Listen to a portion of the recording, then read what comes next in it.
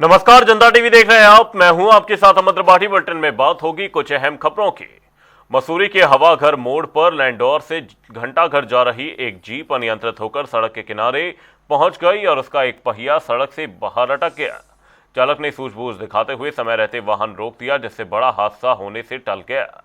घटना के बाद मौके पर लोगों की भीड़ जुट गई और स्थानीय लोगों का कहना है कि यह मोड़ पहले भी कई हादसों का गवाह रहा है।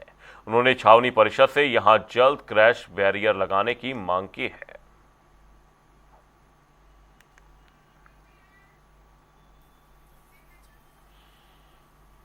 हरिद्वार के शिवगढ़ गांव में दो साधुओं सेवागिरी और पारस गिरी की हत्या के मामले में पुलिस ने 3 आरोपियों को गिरफ्तार किया है। एसएसपी नवनीत सिंह भुल्लर ने बताया कि सीसीटीवी फुटेज और पूछताछ के आधार पर हत्या के पीछे मंदिर के कब्जे और कथित ब्लैकमेल का विवाद सामने आया है। पुलिस के अनुसार मुख्य आरोपी उत्तम गिरी फरार है, जिसकी तलाश जारी है। वहीं मामले की विवेचना पूरी कर जल्द आरोप पत्र दाखिल किया जाएगा। वहीं पुलिस टीम को इस खुलासे पर पुरस्कृत करने की भी घोषणा की गई है।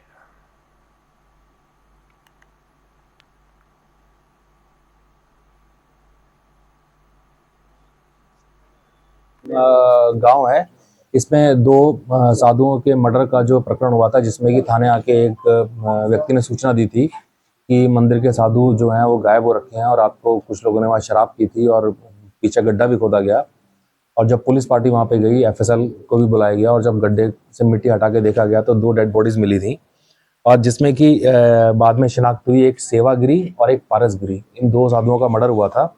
और इसमें जो प्रकरण में जो फुटेज मिली मंदिर के अंदर, जैसे मैंने आपको बताया था कि 7 कैमरे यहाँ लगे हुए थे, तो उसमें हमें फुटेज से ये भी मिला कि ये सारे साधु साथ में बैठ के ये शराब का सेवन किया गया। इसका लंबा चौड़ा फुटेज है। मुख्यमंत्री पुष्कर सिंह धामी ने महिला स्वरोजगार अभियान के दूसरे चरण का शुभारंभ किया। इस चरण में 8 जिलों की 212 एकल महिलाओं को योजना का लाभ मिलेगा। प्रत्येक लाभार्थी को 2 लाख रुपए तक की परियोजना लागत पर 75%, अधिकतम 1.5 लाख रुपए का अनुदान दिया जाएगा। योजना का उद्देश्य विधवा, परित्यक्ता, तलाकशुदा, किन्नर, अविवाहित और एसिड अटैक पीड़ित महिलाओं को स्वरोजगार के माध्यम से आर्थिक रूप से आत्मनिर्भर बनाना है।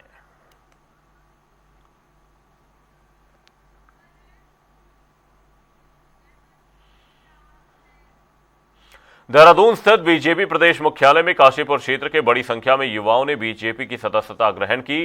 इस मौके पर प्रदेश महामंत्री कुंदन परिहार ने बताया कि पिछले 2-3 महीनों से कांग्रेस, यूकेडी और अन्य दलों से जुड़े करीब 800 लोग बीजेपी में शामिल हो चुके हैं। उन्होंने कहा कि प्रधानमंत्री मोदी, मुख्यमंत्री पुष्कर सिंह धामी और प्रदेश अध्यक्ष महेंद्र भट्ट के नेतृत्व में लोगों का भाजपा पर भरोसा बढ़ा है और इससे पार्टी 2027 चुनावों में मजबूत होगी।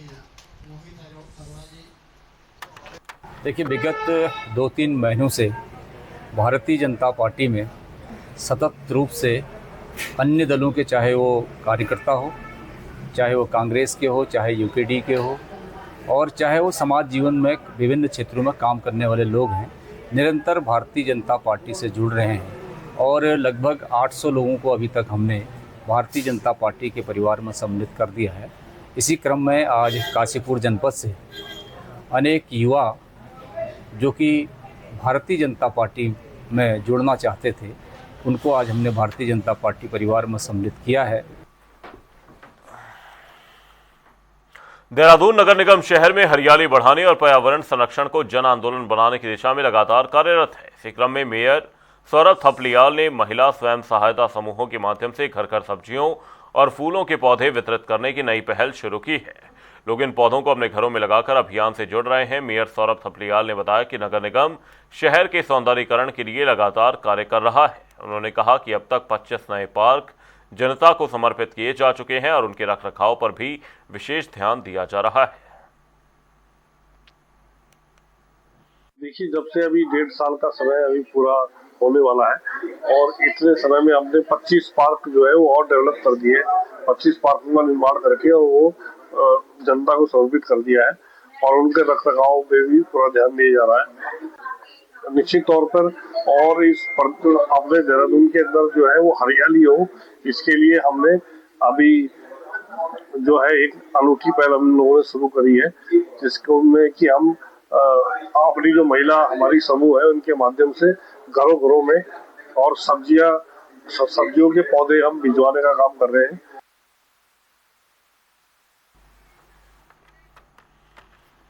हरिद्वार में अपर जिलाधिकारी जितेंद्र कुमार की अध्यक्षता में 758वें सालाना उर्स मेला 2026 की तैयारियों को लेकर बैठक हुई। बैठक में विभिन्न विभागों के अधिकारियों ने व्यवस्थाओं की समीक्षा की। अपर जिलाधिकारी ने निर्देश दिए कि उर्स शुरू होने से पहले मेला क्षेत्र से सभी अवैध अतिक्रमण हटाए जाएं और श्रद्धालुओं के सुगम आवागमन की पूरी व्यवस्था सुनिश्चित की जाए। उन्होंने सभी विभागों को आपसी समन्वय के साथ समय पर कार्य पूरा करने के निर्देश दिए ताकि जायरीनों को किसी भी प्रकार की परेशानी न हो।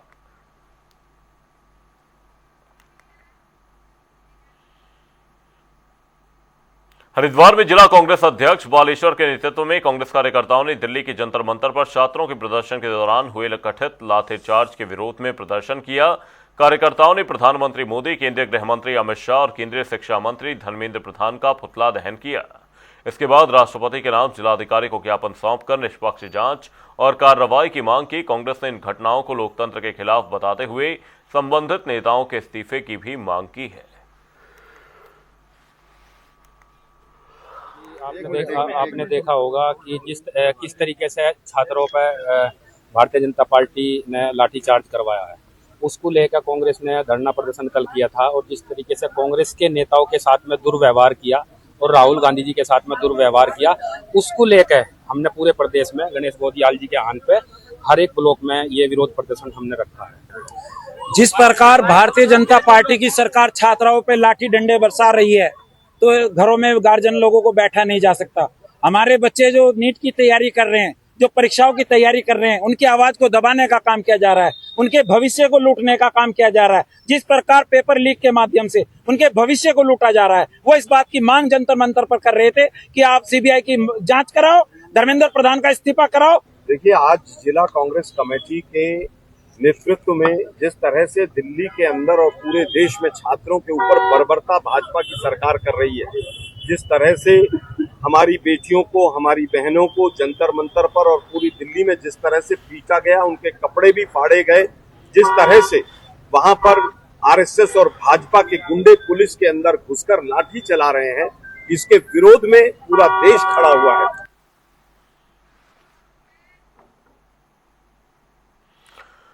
क्षतिग्रस्त हुए मसूरी देहरादून मार्ग के पानी वाले बैंड क्षेत्र का कैबिनेट मंत्री गणेश जोशी ने निरीक्षण किया। उन्होंने अधिकारियों को सड़क की मरम्मत में तेजी लाने और यातायात जल्द सामान्य करने के निर्देश दिए। मंत्री ने संवेदनशील स्थानों पर पत्थर गिट्टी डालने, बैरिकेडिंग, चेतावनी बोर्ड लगाने और अतिरिक्त कर्मचारियों की तैनाती के भी निर्देश दिए। उन्होंने कहा कि लोगों की सुरक्षा और मसूरी की लाइफलाइन को जल्द सुचारू करना सरकार की सर्वोच्च प्राथमिकता है। वक्त एक छोटे से ब्रेक का, ब्रेक के उस पार जल्द लौटेंगे।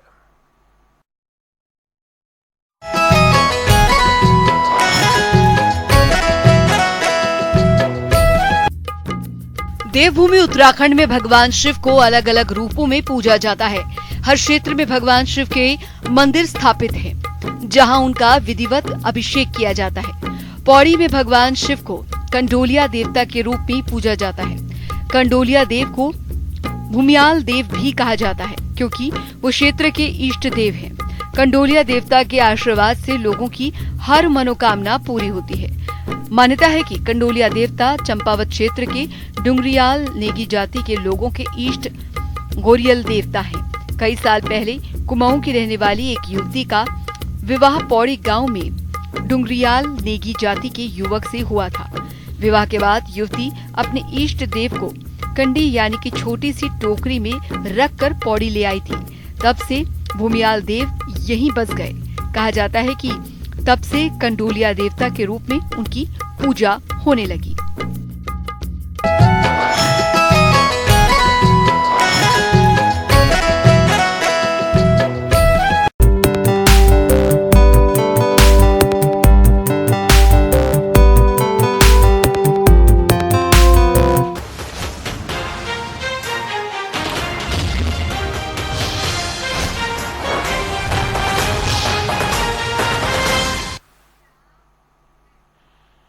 ब्रेक के बाद आपका स्वागत है। आप देख रहे हैं जनता टीवी। रुक करेंगे अगली खबर की ओर। रामनगर के बेड़ाझाल में रहने वाले अरुण कुमार को बुधवार सुबह कोबरा रेस्क्यू के दौरान सांप ने उंगली पर काट लिया। अरुण ने घबराने के बजाय पहले कोबरा को सुरक्षित डिब्बे में बंद किया और फिर उसी सांप को लेकर रामदत्त संयुक्त चिकित्सालय पहुंच गया।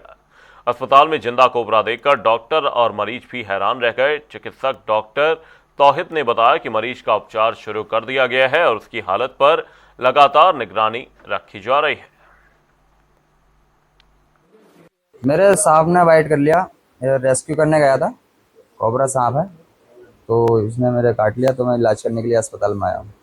ये गुआनपुर गया था यार। शाम मेरे पास फ़ोन आया था सुबह 5 बजे, तो फिर मैं उसके बाद फ़ोन साइलेंट था, तो ये बच्चा आया मेरे पास कि भैया वहाँ ऐसा ऐसा सांप है, तो मैंने पकड़।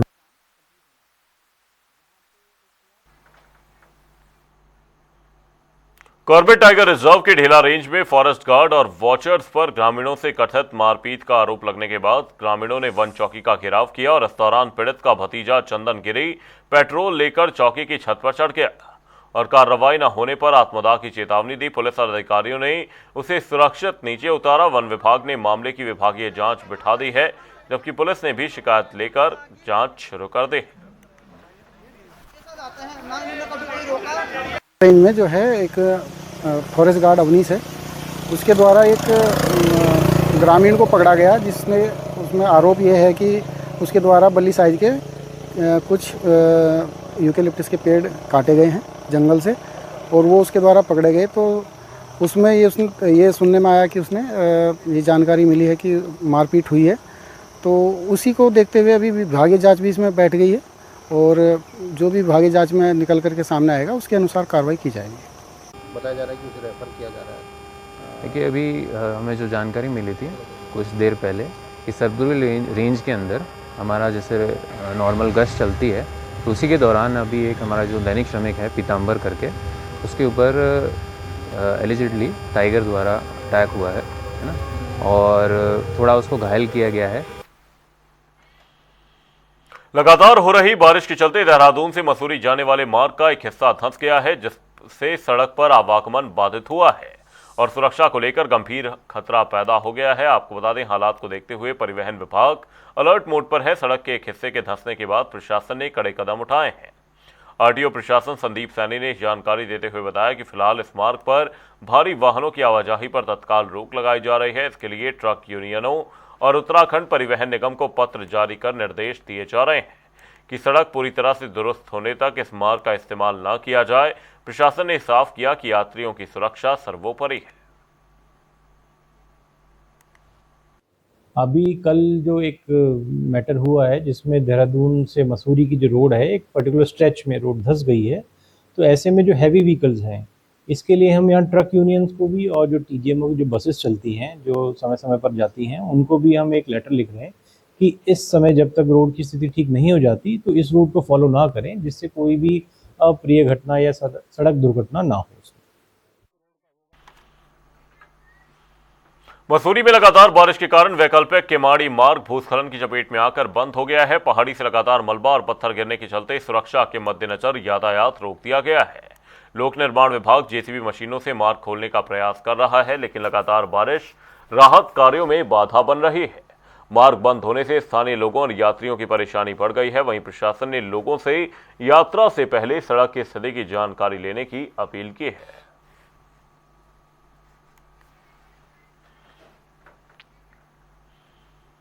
हल्द्वानी के बुद्ध पार्क में कांग्रेस कार्यकर्ताओं, युवा कांग्रेस और छात्र नेताओं ने दिल्ली में छात्रों पर हुए कथित लाठीचार्ज के विरोध में जोरदार प्रदर्शन किया। प्रदर्शनकारियों ने केंद्र सरकार और केंद्रीय शिक्षा मंत्री धर्मेंद्र प्रधान के खिलाफ नारेबाजी करते हुए उनका पुतला दहन किया। प्रदर्शनकारियों का आरोप था कि अपनी मांगों को लेकर शांतिपूर्ण प्रदर्शन कर रहे छात्रों पर बल प्रयोग लोकतांत्रिक मूल्यों के खिलाफ है। उन्होंने कहा कि सरकार युवाओं की आवाज सुनने के बजाय उसे दबाने का प्रयास कर रही है। कल जो लाठी चार्ज हुई है उस वजह से प्रोटेस्ट करने जाए, वहाँ पे एक पीसफुल मार्च निकल रहा था जो कि उसे भंग करा गया। ये सब मोदी जी की साजिश है। उन्होंने पहले ही वहाँ के जो वहाँ पर पुलिस वाले थे उनकी नेम प्लेट तक नहीं थी। क्यों नहीं थी वो नेम प्लेट? वहाँ पर नेम प्लेट उनको मारा गया, बच्चों को क्यों मारा गया? क्या वो किसी के बच्चे नहीं है? क्या वो किसी के बच्चे नहीं है? हम किसी के बच्चे नहीं है। हमें अगर मोदी जी की औलाद नहीं है तो हम क्या कर सकते हैं? हमारी क्या गलती? मोदी जी, अगर आप खाने से फुर्सत मिल जाए, तो इस देश के बच्चों पे थोड़ी सी नजर डाल लो, घूमने से अगर फुर्सत मिल जाए तो इस देश के बच्चों पे नजर डाल लो। सरकार का पुतला फूका जा रहा है, लगातार एक तरह से सेंचुरी शतक बना दिया, लीक पे लीक पेपर हो रहे हैं, जनता ने सड़क पे नहीं आना है, युवाओं का भविष्य बर्बाद हो रहा है, युवा आत्महत्या कर रहा है, देश बड़ी उम्मीद से आपकी तरफ देख रहा है। आप जब कुछ नहीं कर रहे तब वो सड़कों पे आ रहा है, शांतिपूर्वक तरीके से अपना आंदोलन कर रहा है।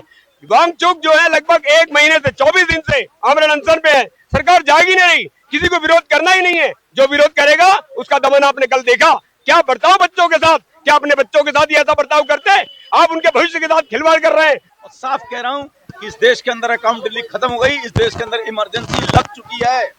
इमरजेंसी खाली कागज का खर्रा नहीं है, इमरजेंसी तब होती है आप लोगों की गाड़ियों में गन्ने का जूस ठूस दो, कोई अकाउंटेबिलिटी नहीं। आप 10-10 बार पेपर आउट कर दो, कोई अकाउंटेबिलिटी नहीं।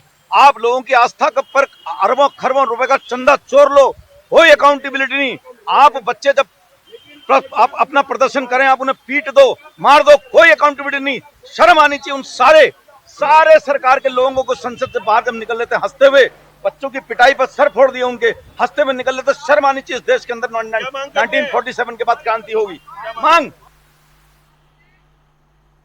उत्तराखंड की राजनीति में बयानबाजी तेज हो गई है। कांग्रेस ने भाजपा के प्रदेश प्रभारी को लेकर बड़ा हमला बोला है। कांग्रेस विधायक विक्रम सिंह नेगी ने आरोप लगाया कि बीजेपी के प्रदेश प्रभारी लंबे समय से उत्तराखंड से गायब हैं, जबकि कांग्रेस प्रभारी कुमारी सैलजा लगातार संगठन को मजबूत करने के लिए राज्य का दौरा कर रही हैं।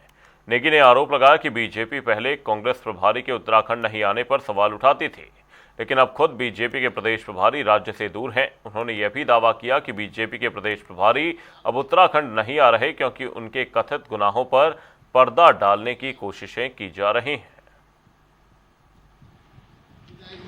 देखिए, कांग्रेस की प्रभारी सैलजा जी लगातार प्रदेश में तो आ ही रही है। उन्होंने पूरे उत्तराखंड के प्रत्येक जनपद का जो जिला कार्यकर्ताओं का सम्मेलन है उसको संबोधित भी किया और पूरे 13 जिलों में उनका भ्रमण हुआ है। रही बात भाजपा के प्रभारी की, अंकिता भंडारी के माता पिता ने कुछ लोगों पे आरोप लगाया और उत्तराखंड की जनता भी लगातार जानना चाहती है कि वीवीआईपी के नाम पर पहाड़ की बेटी की जो बलि दी गई है, जो दुराचार, अत्याचार, अन्याय उसके साथ हुआ है, कम से कम उत्तराखंड इसको बर्दाश्त नहीं कर पाएगा, न सदियों तक भूल पाएगा।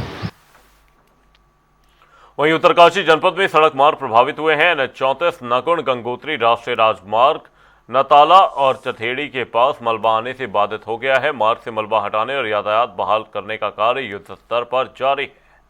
वहीं NH-507 बड़कोट बैंड तियारी गार्ड मार्ग चामी के पास अवरुद्ध है, जहां मशीनों की मदद से सड़क खोलने का काम चल रहा है। राहत की बात यह है कि NH-134 धरासू बड़कोट बैंड मार्ग पूरी तरह से सुचारू है।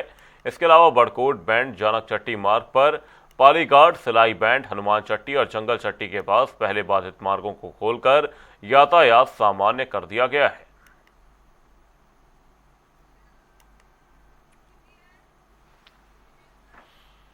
लगातार बारिश के बीच मसूरी देहरादून मार्ग एक बार फिर से बाधित हो गया है। पानी वाले बैंड के पास हुए भूस्खलन के कारण भारी मात्रा में मलबा और पेड़ सड़क पर आ गिरा, जिससे मार्ग पूरी तरह से बंद हो गया। सड़क बंद होने से मसूरी आने जाने वाले यात्रियों के साथ साथ आवश्यक सेवाओं की आवाजाही भी प्रभावित हुई है। मार्ग के दोनों ओर वाहनों की लंबी कतारें लग गई हैं और लोग घंटों से जाम में फंसे हुए हैं। वहीं सूचना मिलते ही लोक निर्माण विभाग की टीमें जेसीबी और मशीनों के साथ मौके पर पहुंची और सड़क से मलबा और गिरे पेड़ों को हटाने का काम युद्ध स्तर पर शुरू कर दिया गया।